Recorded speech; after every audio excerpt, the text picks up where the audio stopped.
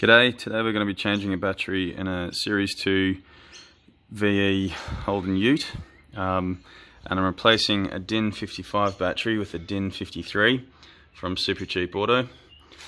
So it comes with these caps. There's a red one, there was another blue one here, but they come straight off, and that's what you want the old battery to look like when we pull all the stuff off it. It also comes with a little hose, so looking at this, that plugs into the side. That plugs into the side there. And then this is going to go into another little hose, and I'll show you that one later. But this is the battery that I'm going to put in for an SV6. So we know that the battery is behind the passenger seat, and I'm just going to lift this up. And there's the battery. And what I've done, I've already taken these bolts off, but that's a 13mm spanner that you're going to need for that. And this is the one that came off the top, so that one sits on there, and there's two more. That's what they look like, and again 13mm, and that'll sit right there. So let's lift this front plate up. So I'm lifting that up so I can push this one out. Let's move this hose out of the way.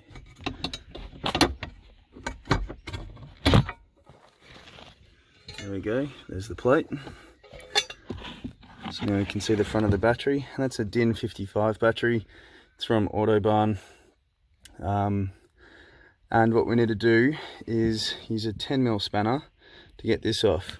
I've seen in another really helpful video, they take off this top bracket, but you can actually get the battery out by just sliding it forward. So I'm going to detach this, and we'll come back when this is detached. And I'm literally just going to pull the whole battery forward and up slightly, and it will come out without removing this top piece. Quickly going to mention, here's that hose we were talking about, or the old one, and this is what the other end attaches into. So I'll do the same with the new one.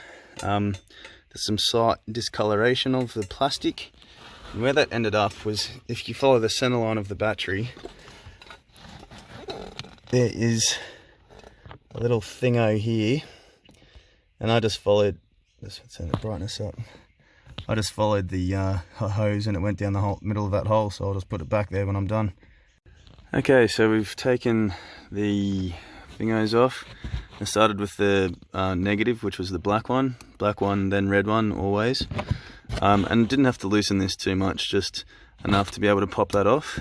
And like I said earlier, now we're going to try and slide this forward. So attempt to do this with one hand, but we're just getting it over that ridge there, really. 1, 2, moving, get it up over the carpet. I'm going to need 2 hands, I'll be back in a sec. Okay, the old battery's out, so that's the colour of the pipe, which really isn't too bad. Oh, might have even chosen to just leave that as it was. Could have been alright. Anyway, it's the old one, and let's get the new. So again, swapping a 55 for a 53 right there. So that one's from Autobarn and that one's from Super Cheap. And now we're going to put the new battery into that spot. Okay, so because both the batteries are the same size, it sits nicely, and I'm going to put the red one back on first. So it's just slid on really nice, and I'll use a 10mm spanner to do that back up. And then black one, again 10mm spanner, put that one back in. And I'll then grab the hose. This is what I was trying to show you before. That's where the hose runs out. When you put the hoses side by side, they definitely do have a different bit of colour. So I'll be replacing that and just taking whatever this section is at the bottom off and putting that into there.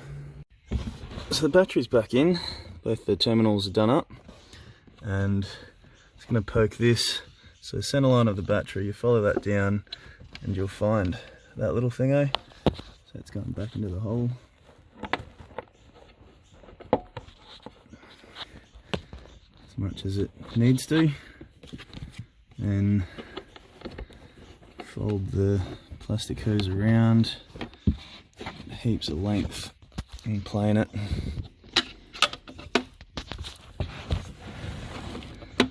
then plug that in.